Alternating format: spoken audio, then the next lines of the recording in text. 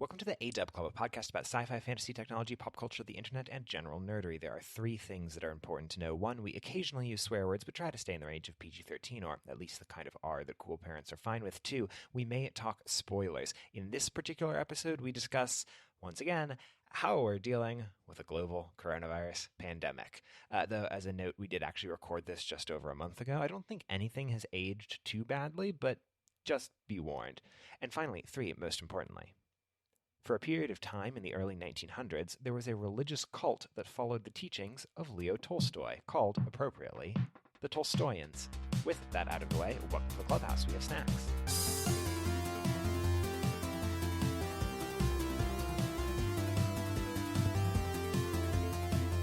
Welcome to the A-Dub Club. My name is Andrew Whipple. I'm Alex Wade. And I think we're almost exactly 6 months to the date from the episode that's the antecedent to the episode that we're going to talk about today, Really? which is very, I think so. I listened to it earlier, and I think I said something about like March 23rd or 24th or whatever. That sounds about right. But Wow. yeah, we are here. We are in September 24th in the Yeah. Overlord 2020. How are you doing, Alex Wade? I'm doing all right. I'm alive, and Seattle was on fire a bit, not on fire, but covered in smoke last week. Oh yeah. Yeah. How was that? That was weird as hell because it was like, it looked like it was just foggy, which is very normal for Seattle. And when you stepped outside, it was like warm and smelled of smoke. But gosh, yeah, my grandparents were down. So they live in Salem, but then also have a beach house on the Oregon coast, and so the fires were right between those two places. So they were out on the Oregon coast and sort of ready to evacuate at a moment's notice. Thankfully, didn't have to, though they did lose power for a good chunk of the week. But everyone was okay. The houses are fine, et cetera, et cetera. But still, it's oh boy, climate catastrophe. It's good. It's year 2020. It's great. I love it. Yeah. That's what you want to see. I realize now that I kind of inadvertently actually did ask the question. Yes, they are almost 6 months to the day today. We released an episode by the name of Armchair Epidemiologist, I believe. Yes. The question for that was, hey, how are you doing, given that a global coronavirus pandemic was starting to set in? And here we are 6 months later. Still very much in the middle of a global coronavirus pandemic, along with several other additional crises interlocking at various points in time. So we thought now is a pretty good opportunity to once more ask that fateful question: How are you doing?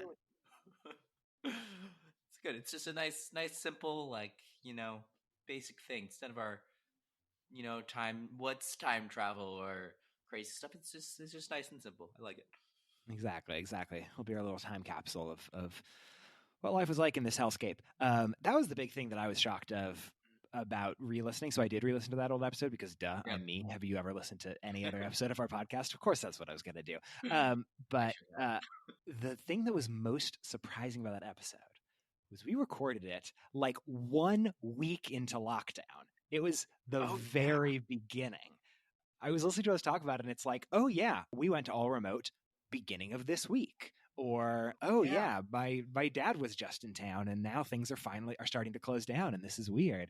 And I was like, just the way that we were talking about everything, despite it being with it only being 1 week into this, now it being me listening to it 6 months into this, was like, oh my god, you sweet naive children, what are you talking about? God, I gotta go listen to that episode. I should have.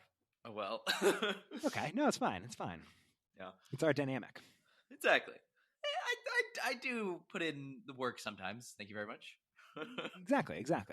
But yeah, no, for real. How are you doing 6 months in? Yeah, I'm doing good, I think. Like, relatively. Nice. So like I moved home, back to live with my parents for a bit after I got laid off from my job. Which I know those things sound usually like they're bad things, right? But they aren't. I was glad to be laid off because I didn't want to work at the company anymore anyway, and I wanted to be on unemployment. And like being home during Seattle during the summertime is amazing and beautiful. So like this has been like a nice kind of like pseudo a little bit of a vacation, kind of, but also like a time for me to really, collect myself and I don't know, just really put my efforts towards what I want to do in life. Nice, nice. Yeah, I can see that. What are those things that you Yeah. are putting your efforts So towards? I mean, so I've definitely started like I don't know, just building up a lot of better habits than I used to have before. Like I work out every day, or almost every day, depending on if I drank too much last night or not. Spoilers: last night I did. It's fine. It's whatever. But working out, I've been acting a lot and going on a lot more auditions, which I know sounds crazy, but Zoom and stuff like that. And then I've also been trying to push towards, I mean, getting a new job. Obviously, is something that I've been trying to do. I'm actually next week. I'm heading to New York to film a short student film. Ooh la la, that's Yeah, exciting. yeah, Look I'm at very excited. that. Which, in terms of the pandemic, I feel like society has like reopened a little bit, and like Hmm. there is room to do some things and to do some different things. And I have a lot of friends and such that are still very much adamant about I don't know how else to say this, but like the liberal shaming of people Hmm. who are doing anything, anything at all, and like breaking any kind of lockdown or quarantine. And like me, I'm going to be wearing masks. I'm actually getting tested like a day or two before I head over.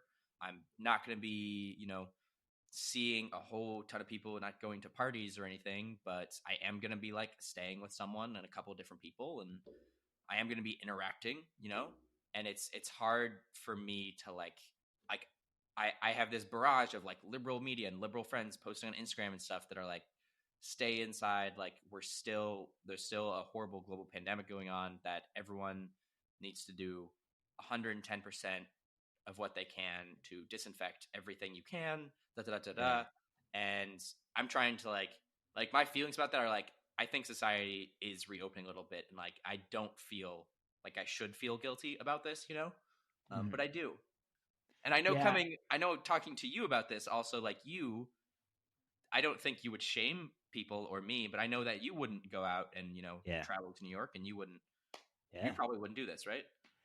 Yeah, almost certainly not. But it is no, it is interesting though that like this is, I guess, yeah, where I sort of pat myself on the back. I get to sort of play both roles, where I get to be like the good person who's like, oh, and I'm not going out and doing quote unquote dangerous COVIDy things, but also I get to be the good person who says, but I'm not going to shame anyone for their own personal choices. Yeah. So on the one hand, yeah, there's a little bit of that facetious virtue signaling part of it. On the other, though, I think like that does get at a thing that has really been reinforced over the course of, among many things that have been reinforced over the course of this Yeah. uniquely traumatizing time. But that, especially the US, especially right now, it's that like we are so addicted to the idea of individualism, and that what are really collective problems, putting the responsibility for them on the individual. Yeah. And I mean, I see that in exactly that like COVID shaming, where it's some of it is the fact that like we have been so unbelievably, to a degree that I think would have shocked even us back in March, failed by our administration in terms of how Yeah. we actually, how not even how we handle a pandemic, the fact that we just haven't. There just is not a Yeah. federal plan for dealing with this. The federal plan for dealing with this is, fingers crossed, there will be a vaccine in time for Trump to be able to talk about it before the election. Like literally, that is the only plan at this point in time. In the absence of all of that, we have really, really leaned into this idea that's like, it's all about the individual choices. It's all about like, are you wearing a mask? If you're not wearing a mask, you're selfish. Are you going outside? Yeah. If you're not going outside, if you're going outside, you're selfish. In a way that like, yes, on the one hand, obviously collective things are made out of individual choices. It's not, strictly Yeah. speaking, wrong. At the same time, Yeah. individual decisions are more or less risky, but like that's not going to be the make or break thing, when what it should be is a coordinated society-wide federal response. So I don't know. I'm very, very frustrated and For very sure.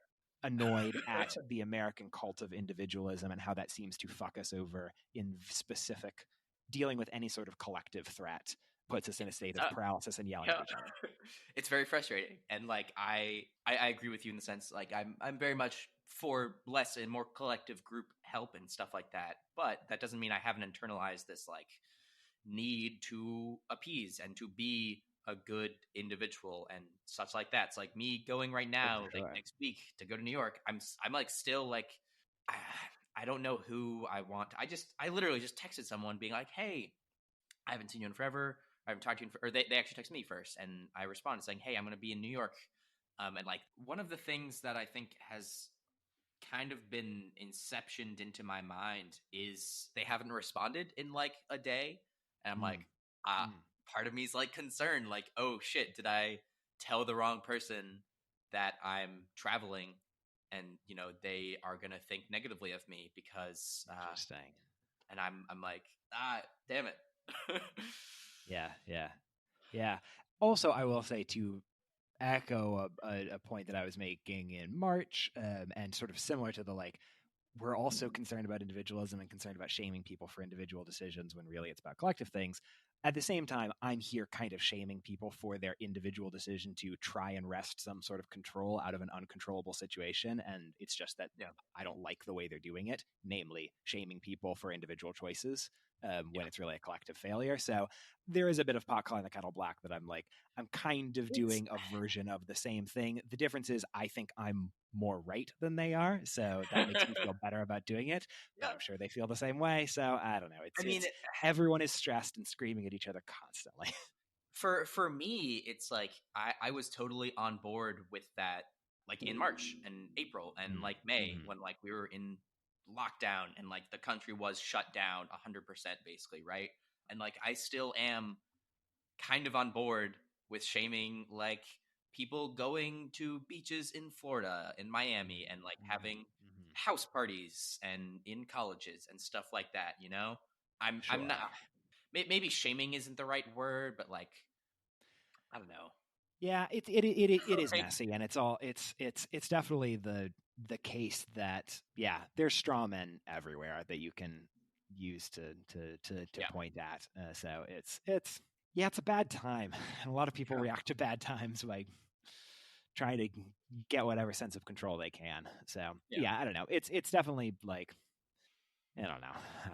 It's weird and it's bad, but sometimes you just got to live with weird and bad things. Actually, another thing, though, that was interesting, similar to we're so addicted to individualism, I think similarly, and this might just be a human nature thing, not necessarily an American thing, that we're also very, very bad at thinking of things as like a risk continuum. We're kind of addicted to black and white answers or easy rule sets and things like that. It's easier to say always wear a mask 100% of the time, and if you ever don't wear a mask, then that's bad, than it is to say like, well, realistically, you should absolutely probably wear a mask if you're indoors in a crowded space. It's probably fine if you're just walking on a trail to not wear a mask, or if you're just walking around your neighborhood, maybe to not wear a mask and then put it on and blah blah blah.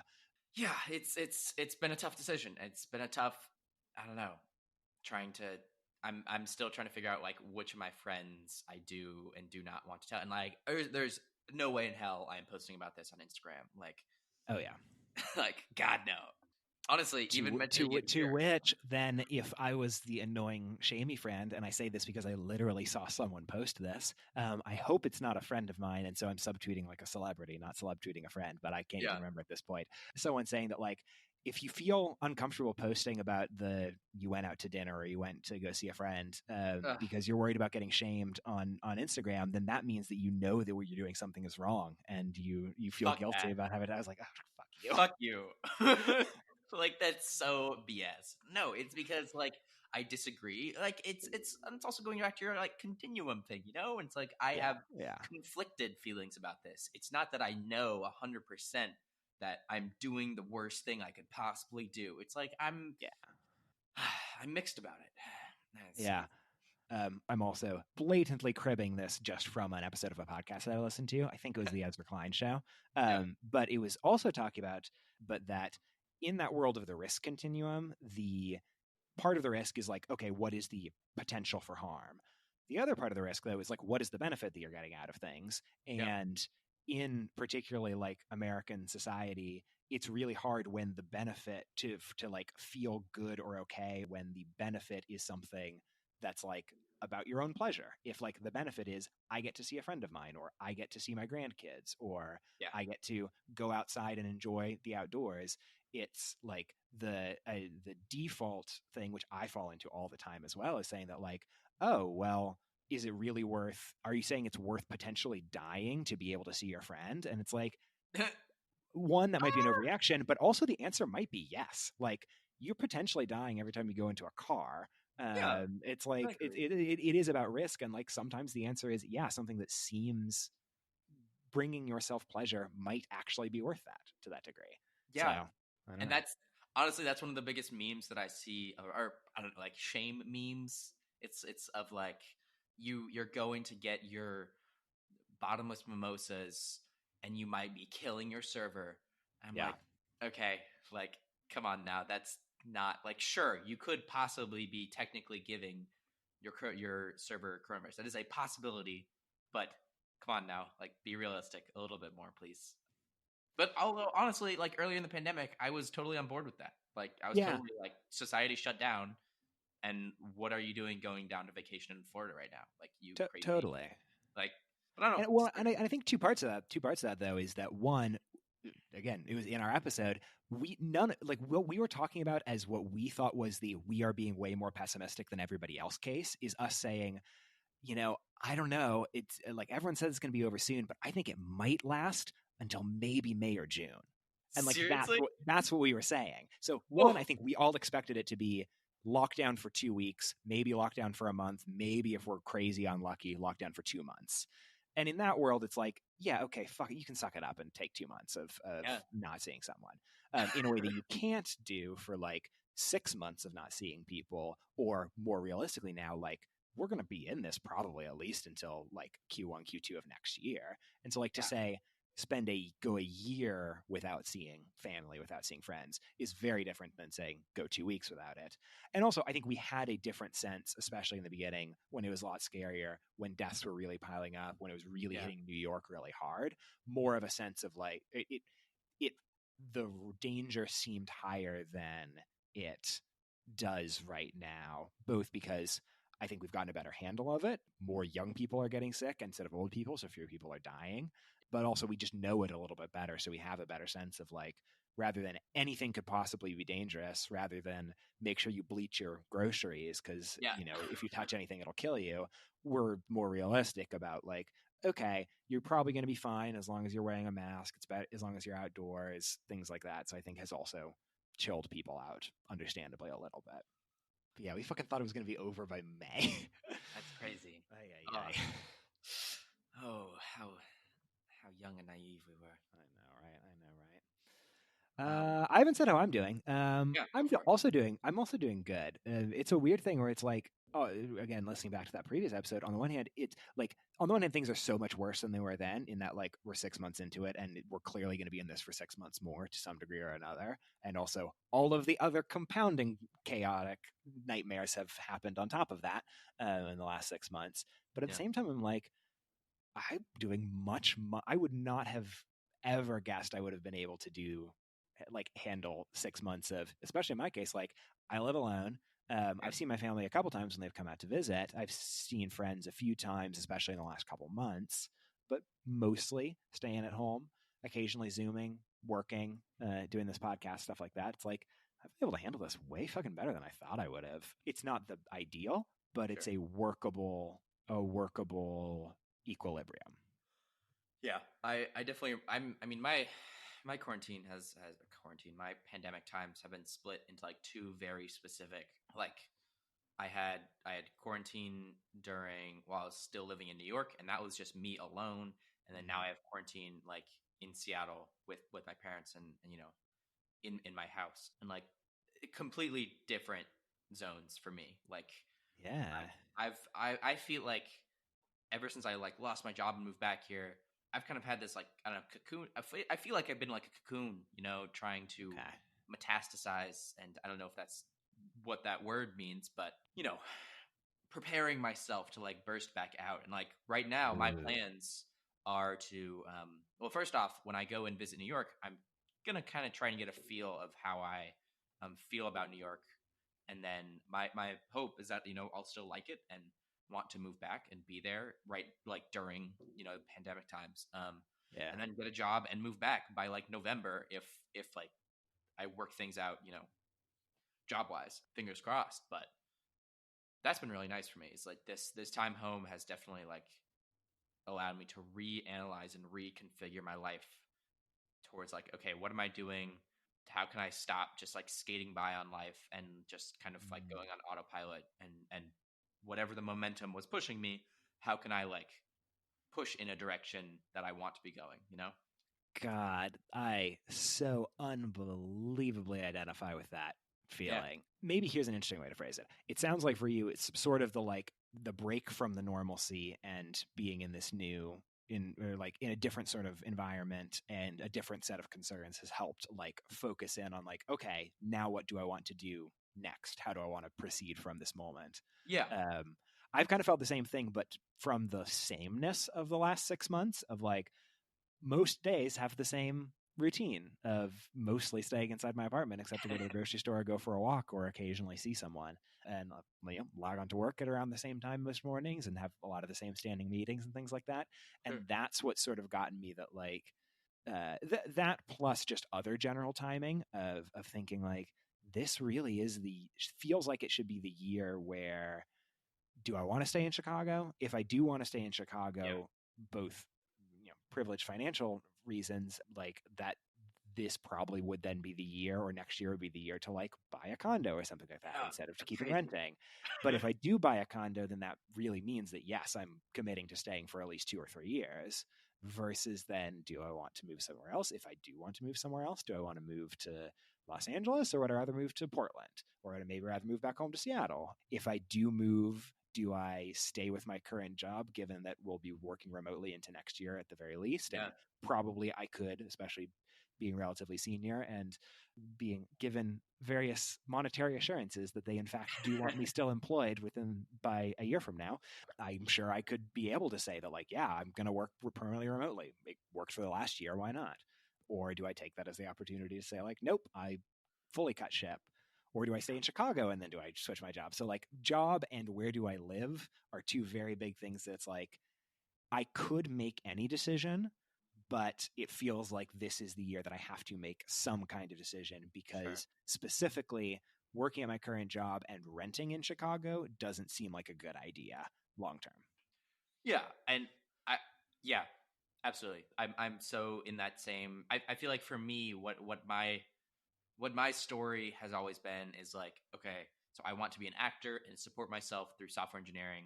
And what has basically ended up happening is like I've gotten a full time job, and like I take a lot of acting classes and go on the occasional audition. And I put in like 60, 70 hours a week split between acting and software engineering, but I'm still don't feel like I'm doing acting 100%, And Yeah. my story has always been like these golden handcuffs. And this time right now has been me like figuring out how exactly, like, I always say my dream is to start my own business and do personal websites. And then like right now I'm trying to figure out, well, maybe not. Maybe I can just get like a part-time job, or I can go full time with a more flexible work schedule or something else, like Mm-hmm. this has been the time when I've been actually finally trying to set up my software engineering career so it is intentionally accommodating of my dreams and goals of being an actor. That's been awesome. And like, That's yeah, really cool. That's really cool. I yeah, like that. Yeah, I'm definitely finding. I mean, I guess I always knew this was the case for me, but this is sort of reaffirming the fact that like I'm very good at making even potentially bold decisions when a decision has to be made. And I'm very bad at making any decision away from the status quo when I don't have to make a decision at all. So it's yeah, like, oh, yeah, I'm exactly. totally willing to go, oh, well, I have to pick a high school. I'll go to the high school that none of my friends go to. I have to pick a college. I'll go out of state to a place where, I don't know anyone. I'll move to another city for this job, things like that. Sure. But when it's like, okay, you could either keep doing everything you're doing exactly the same or something else. Those are the moments where it's like, Oh Even shit. even stuff like when like the biggest sort of move on my side was moving out of project management into product management, which was about 2 years ago. Even that was definitely like, though I had put in the work to let people know I was interested in it, that happened because my soon to be hiring manager reached out to me and it's like, we have a role open. I've heard you're interested. Do you want to chat about it? Yeah. And so like that was still sort of a like, I didn't have to make a decision, but it was there to jump at. So I don't Yeah. know. Yeah. And I guess, or I could just stay quarantined in my house for the next 6 months Yeah. and do nothing. I mean, yeah, man. Honestly, I think you should just quit your job and like take some time off, man.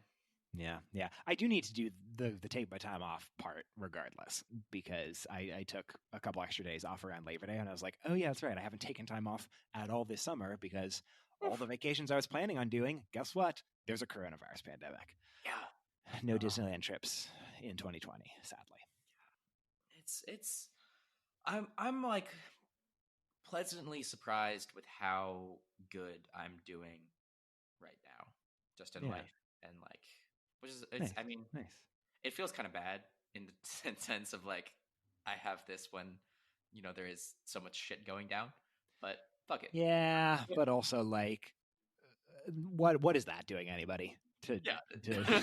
like to okay, I mean what does help is to acknowledge the fact that's the case and then don't be a shitty person because Yeah, of it, but like it doesn't do any good to beat yourself up over the of course. fact that Yeah. you have it better than other people.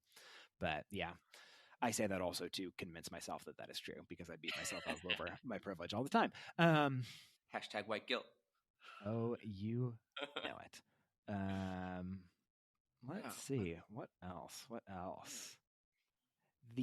Some more interesting things that have happened to me over the course of the last 6 months or have had some impact. Sure. Interestingly, a lot of these are things that have to do with media because that's what I spent a lot of my time doing is even in the before times of consuming media, but Yeah. especially now. A thing that I talked about in the old episode, which I was gonna see if I was the way to talk about this in this anyway because it was a big deal, but Yeah. then I found out I mentioned it in the last episode, so now it can be a callback. I talked about the Bon Appetit YouTube channel, which was like the thing that was keeping me Oh, sane earlier at the beginning, and then that fucking blew up because it turns out everyone's racist. yeah. That's fun. That was wild, and it is weird. One, I think it was like a big thing that I consumed hours upon hours of that content every week is now just gone. So that's weird. What's been strange is this seems really similar to a similar thing that happened like 2 or 3 years ago with Nick Robinson was a guy who did a lot of like stuff for Polygon, the video game Yeah. website, and did a lot of stuff with the McElroys, and then got outed as being an extreme creep, and then got fired, quit. I don't remember what happened, Sure. but like a whole big blow up there. And it wasn't necessarily explicitly because of him, but I noticed I sort of started to drift away from like, I wasn't consuming as much Polygon stuff, especially because a lot of my favorite stuff was the stuff that like him and Griffin McElroy did together or what Yeah. have you. And then that slowly sort of pulled me away from like video games media in general to the Okay. point where like that really did what it was one of the main sort of genres of things I would consume on YouTube or podcasts or blogs or whatever. Then it kind of disappeared and died away. And even the non-Polygon places I eventually like stopped really following or I got way behind on. Same exact thing has sort of happened with food media post Bon Appetit.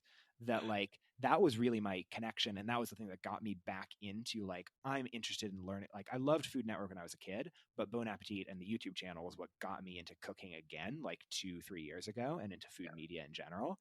And then since then, I found that like even some like I'll still watch some YouTube videos, but like I not as many from other channels and things Okay. like that. I don't read the magazine anymore. And even like I'm not cooking as much as I was back then, or like not cooking as interesting, elaborate things as I was back then, Oh which no. was a weird thing to be like, how much of my this pastime that I was doing was directly related to enjoyment of a particular type of content.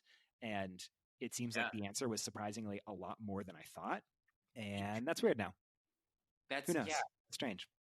And I feel similarly towards politics in a way. Like Hmm. I used to listen to a lot of podcasts, and I would listen to the Daily by New York Times. I'd listen to a lot of the Pod Save America crew, doing their politics stuff. I listened to 538 Politics podcast, all these different politics podcasts, and I would talk about it a lot on like these two separate political channels that I'm a part of.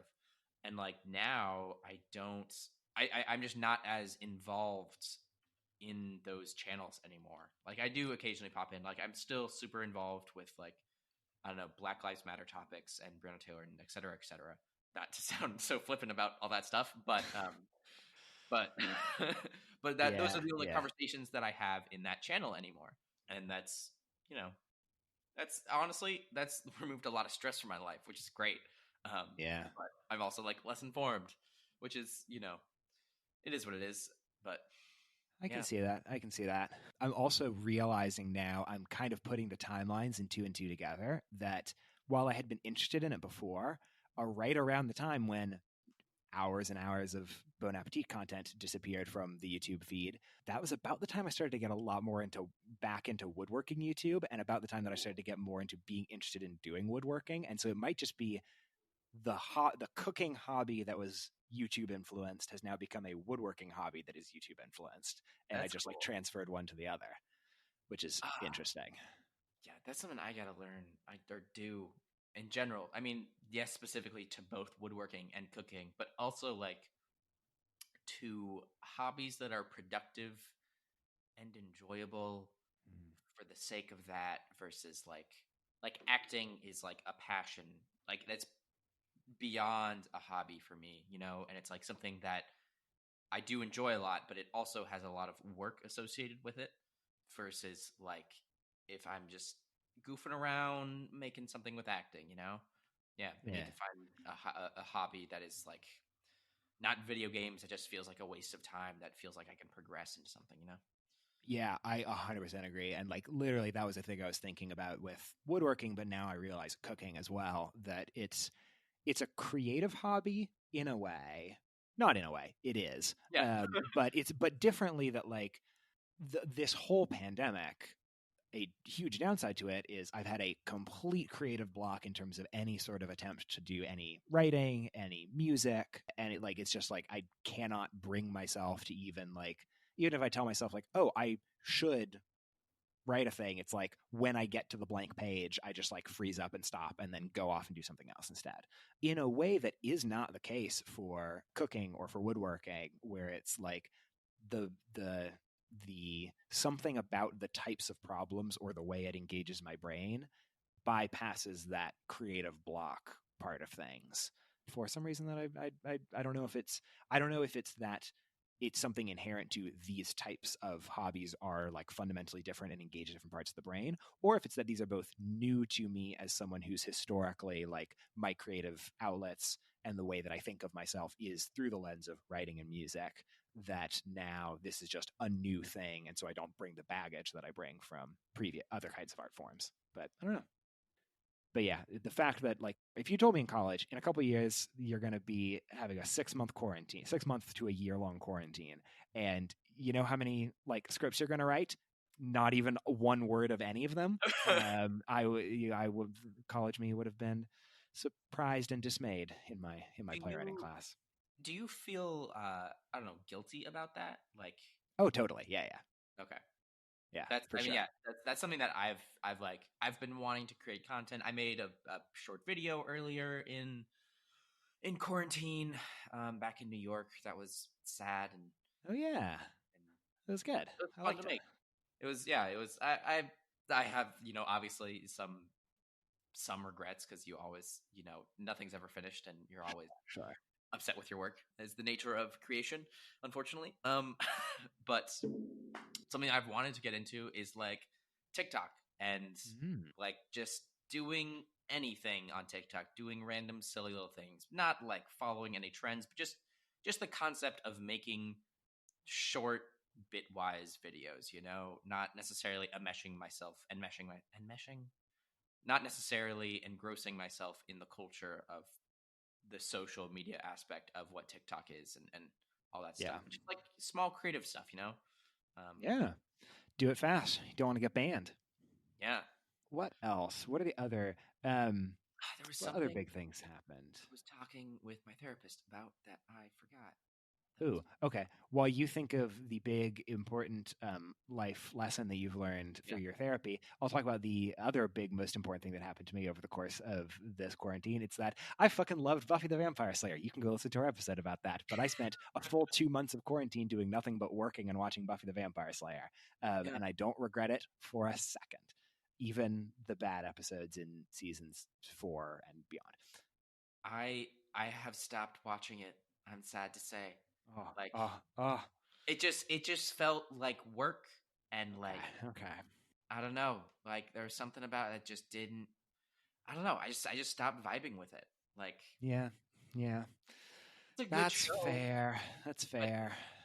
I don't know. I was just watching it to like say that I've watched it. You know? Sure, sure. And when you're in that zone, that's never a fun zone No. to, or, well, I was about to say, that's never a fun zone. It can be a fun zone if you are a broken person like me who likes the idea of challenges and list and completionism. Sure. In which case, sometimes it is very fun to like, I'm going to watch everything for the sake of being able to check a thing off a box. But by and large, and for people whose brains are not broken, that you want to watch a thing because you want to watch a thing, not because you want to be able to say you watched a thing. Yeah. I don't know if I'll ever visit it again someday, but I think for now I've officially thrown in the towel on it. Which is also something I did Okay. on Lord of the Rings. I've never read The Fellowship of the Ring, and I Have you read started. the other two then? I what? No, Have you? no. I've read. Oh, I've only read The Hobbit. Oh, okay. Got it. Got it. Got it. When you the way you phrased it of like I've never read the Fellowship of the Ring, I was like, so you've read the Oh Two no no no Towers and Return of the King? But no no, no no. okay, that makes more sense. That makes more sense. Yeah, I've read The Hobbit, and then my family loves Lord of the Rings. We watch it every Christmas basically, and then just randomly other times of the year. Yeah. Love it, fantastic. Started reading it. I got like 100 pages in, and it was slow. And 100 pages of a 300-page book, and Frodo was still in the Shire. I'm like, what the hell, man? Like, Mm, mm, but I don't know. yeah. I'm God, I like, haven't read those since middle school. Probably. I've only read them once, yeah. but I don't know, I'm afraid of like there's this like sect of things that I want to read because they're like good classic art, and yeah. they're in my head as like I'm I'm going to do this, and this is like a productive option for me. And I'm afraid of like reading these things now because I'll get this like in my head thing about it. Like Frankenstein. I've never read Frankenstein, Oh, and it's Frankenstein on the rules. list. And I have it in my room, and I'm afraid to start it because if I start it, then I'm afraid it's going to start feeling like work. And like, Yeah, Frankenstein starts weird. That that might be one. I think once you get past the framing device, it sure, will probably click. But like that is one I remember reading because I read it in some class in high school. That like the first couple chapters, I was like, "What the fuck is going on? Why are they on a boat in the Arctic? And who is okay, this character whose name is not Frankenstein or any other name that I recognize?" Basically, the whole story is told by this person gotcha. on a boat in the Arctic, and then it gets into the real story. But I think I'm going to try to listen to it on tape or on that'd be good. audio. I Yeah. remember for that class, I think who was in my group? It was me, Carter, Bryn, maybe was the other person. We read Frankenstein and we read Dr. Jekyll and Mr. Hyde. Oh, Were what our group picked because they're both relatively short. But Dr. Jekyll and Hyde is very short. It's novella length and it's very fun. I remember liking it a lot. sorry. Which one is this? Dr. Jekyll and Mr. Hyde. Gotcha. Yeah. Yeah. I'll give that one a try. I hope. Yeah, I'm feeling that way. Well, one, I had started reading War and Peace before the Oof. pandemic, and I actually really liked it. Anna Karenina is like one of my favorite books of all time, and Tolstoy's he he's so much sillier than you expect, and then I remembered him being, or Okay. I'd forgotten that he is that silly and loves to write about like rich people behaving badly. Is like what most of his stories are about. But I was mostly reading it on like my phone on the bus to and from work, and then fully stopped since quarantine started, and keep telling myself, yeah, I'll get back into it at some point, and then I never do. But it was good. I got about a quarter of the way through, I think. But at some point, I'll need to relook up the family tree on Wikipedia and remind myself who any of these characters are. I'm trying to slaw. I'm like, been a year plus long project of trying to watch all the James Bond movies in order. Oof. And I've finally made it to the Pierce Brosnan movies. Okay. And so the real challenge has been I love the Daniel Craig movies, and whenever I see them on Netflix, I'm like, no, I can't watch them yet. And so it's been like a year of me being like, I can't watch Casino Royale yet because I have to get through all these shitty movies in the middle. Oh, But that's a good I'm one. getting there. I'm getting there. My goal was to watch it before the new Bond movie came out, and then I was really worried. That's like, oh, I'm totally not going to be able to do it. And then it got pushed back like 3 times since then, and so I think I'll be able to make it, especially given I'll probably burn through the Daniel Craig movies in like a weekend because I actually like them. But Yeah. oh well. It's okay. Is there any way we can tie back? I don't know how much of this you're just gonna I don't know. I don't know. We'll see. We'll see. I here. Oh, maybe another thing to cut out, but I think that is interesting is because I've also listened back to a handful of our other episodes over the last couple of months just because I've been curious about it. I am liking our podcast a lot more than I feel like it's gotten better. Yeah. In terms of, I think the same thing that like we've talked about after the recording's end of like the editing has been so much easier because I don't have to edit as much because we do a much better job of just saying a podcast's worth of stuff. Yeah. In a mostly it's just a lot of fine tuning, but like I don't need to cut nearly as much stuff. I've also gotten better at doing editing and doing post production. Then, especially like as much as I love our first episode, the sound is not great necessarily. I almost wish I could go remix and re-edit it. Maybe I will at some point, but whatever. But the other thing is, I think this is a thing on myself, especially in the way that I edited the earlier episodes. I was really trying to make this more of a show that like feels like the kind of show that people could listen to, where it's like, let's not be more than half an hour. Let's try to keep things relatively tight with a couple jokes here and there, but we'll mostly just stick to the good stuff. And the episodes have morphed into being much more like, we're going to fucking talk for an hour and I'll clean it up to make it sound good. But like, it's not going to, no pretensions of trying to make it into like, reply all or whatever. And I've realized that like, oh yeah, this makes sense because I only listen to really long podcasts. I don't listen to short podcasts because I just don't like them very much. And so now the show has become more of the kind of show I actually would like to listen to. That's good. Which has been fun. A fun little pandemic discovery related to all the stuff that is presumably going to get cut out of this episode. Unless I don't, because I like it to be long. Sure. Discovering that our podcast is good is always nice. I know, right? Ooh, interesting thing. We've talked a lot about like what the fuck's happened in the last 6 months of our hellscape. What do you think's what's the future hold in store for us, Alex Wade? Yeah.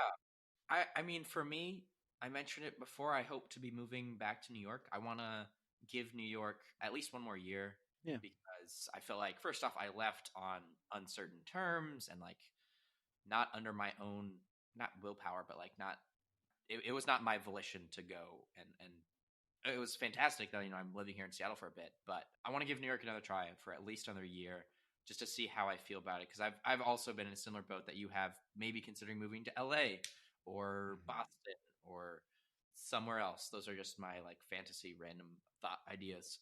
Yeah. But yeah, I hope to move back, and I think I want to try Brooklyn for a bit, and yeah, get a job. That's where I feel like my next 6 months are. Nice. Yeah. I don't know, because I mean, I think that because it's always two things with me. Obviously, we're still going to be in a fucking pandemic for the next 6 months at the very least, and that's going to be bad. And there's the possibility for basically nothing to change is one thing that could end up happening. Is that still working for the same company, still mostly stay at home, still in the same apartment, still in Chicago, still quarantined, with the open question that has not yet been broached about what is our family going to do about the holidays, especially given that I am the most COVID scaredy cat out of everyone, and also the person with the cat that my dad is allergic to. So I don't know. Well, open question. We'll see what happens there. But more broadly, yeah, I genuinely don't know. Other than I feel like I mentioned it earlier in the episode, but I feel like this year I have to make the decision of stay in Chicago and buy a condo or move somewhere else. And by have to, I mean it's entirely possible I end up not making that decision and just stay renting. But I am telling myself I have to make that decision because I should. And I don't know. I mean, on the one hand, the two are not that different because, like, okay, either I stay in Chicago with my friends in Chicago and then continue to Skype all my friends in LA, or I move to LA and then Skype all my friends in Chicago. And like, they're on the one hand, they're super similar. So, and the fact that they're so similar and there's pros and cons to both is what makes it really hard to decide. On the other hand, they're obviously very different because one would be like, well, now I'm a homeowner and I'm really locked in for a couple years. Another would be I'm in LA, but LA is a more expensive city, and so I, need to figure that out. I would need to get a car, blah blah blah. It might be on fire. Oh god, that was another thing. It's like this feels bad to say, but I'm like, the fact that the West Coast was on fire was a thing that gave me pause about like my dream of eventually moving back to the West Coast. Compared to Chicago, where it's like, in terms of natural disasters, our natural disasters are different and a little bit better and are better suited for the rapidly increasing, like, God, this feels so weird and gross and privileged to say, but Chicago might be better suited for a climate change future than the South or the West Coast. And is that a thing that I want to consider? And especially, should I consider it when I'm in my 20s and still could move around a ton? Maybe not. But is that the kind of thing where it's like, well, if I do move to LA, does that mean even if I lived there for 10 years, I'd have to move eventually because everything would get worse and worse, versus Chicago, I might be able to stay for forever and beat the rush. And I don't know, it's a whole lot of anxiety that I try to not think too much about because it is part of why I am paralyzed and never make decisions. I think you are far financially stable to not be super affected by your decision to move to LA if it were to in like 10 years. I don't know what the timeline is on when it would become unbearable and you'd have to leave, but 100%. It like the far future catastrophizing is just that. It's me catastrophizing. There is a little bit of element of like thinking through, would I want to deal with the stuff that is like, if I assume there's going to be as bad of a fire season next year as there is this year, do I want to live through that? That's a little bit more reasonable of a thing to like actually think about. But I don't know. Realistically, it's more just like one more anxiety that's making it hard for me to make a decision rather than an actual thing that is saying, no, don't do this thing. If you want, there's this cool website that I've been shown called Stick. It's with 2 Ks on it. And you basically set a financial attachment to a certain goal that you have to be a referee with. And if you do not make that goal in time, then it donates it to. I mean, you can donate to anything you want, but usually what people do is they donate it to like a anti charity thing, right? So donating to like the NRA or something if you didn't make this decision in time. See, but the downside of that is that now you're putting that's a potential to put consequences on my decision, which means that if I don't make a decision, a bad thing happens. Whereas I could just not make a decision and everything's fine, other than my own self-loathing. Yeah. So exactly, you'd be doing it for someone else then, and that's what you need, right? Yeah. All right. Well, we'll take a look-see at that. But yeah, I don't know. I mean, I think that's the thing. Other than the abject terror over what the fuck's going to happen with this election, the other thing that is giving me like concern is that thought around like, what the fuck do I want to do next year? And I don't, and how does that shape up? And I don't know. It's that downside of like, there's no clear bad decisions, but that also means there's no clear right decisions. And I don't know. So who knows what the future will hold, other than we'll be in quarantine for at least the next 6 months probably, and the election will be a clusterfuck, but hopefully a clusterfuck that is with an okay-ish eventual solution, as opposed to a clusterfuck that results in the destruction of the United States. Yeah, it'll be good. It'll be fine. Everything will be fine. It'll be great. It'll be great. Are we good? Anything else you want to talk about? Yeah, I think that's good. Okay. If you are similarly panicked about the upcoming election, well, the real answer: donate, volunteer, blah blah blah, whatever, register to vote, etc. Do your part. 6 of you listen, and if any of the 6 of you listen to us and aren't doing any of those things, then like literally what the fuck are you doing? But if once you've done all of that and you want to soothe your anxiety over the state of the world by listening to more podcasts, you can do so with the AW Club wherever podcasts are found, whether that's Google Podcast, Apple Podcast, or Spotify. You can also find us at our website. That's the aw.club. That's theadub.club. I got the domain renewal email came through this week, so Yay. Hopefully that still exists by the time I post this episode. You can also find us on Twitter at the AW Club. That's THEAWCLUB. And you can also email us at theawclub@gmail.com. That's THEAWCLUB @gmail.com. And please email us. That would be fun to make fun of you on the air. I believe that's everything. AW Club out. Club out.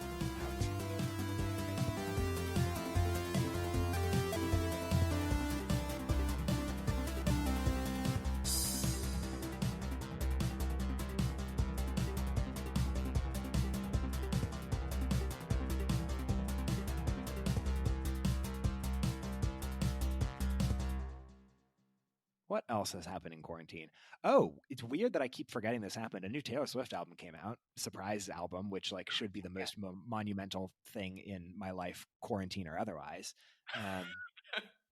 And it's very good. I like it a lot. I haven't listened to it much since the first 3 weeks or so after it came out. For obviously a stylistic departure for Taylor Swift, though, a lot of her old songwriting tricks at play. But yeah, I don't buy this as her best album. That's my stick in the ground. My controversial opinion is that give me a fucking pop song. The album is good. It's one of her best. It's definitely top tier. It's not the best. Come on. It's too much people leaning into the whole like, oh, it's all about sweaters and there's acoustic guitars. That means it's great, right? And it's like, no, come on. I have not listened to it, so I'm not sure. It's good. It's good. I like it.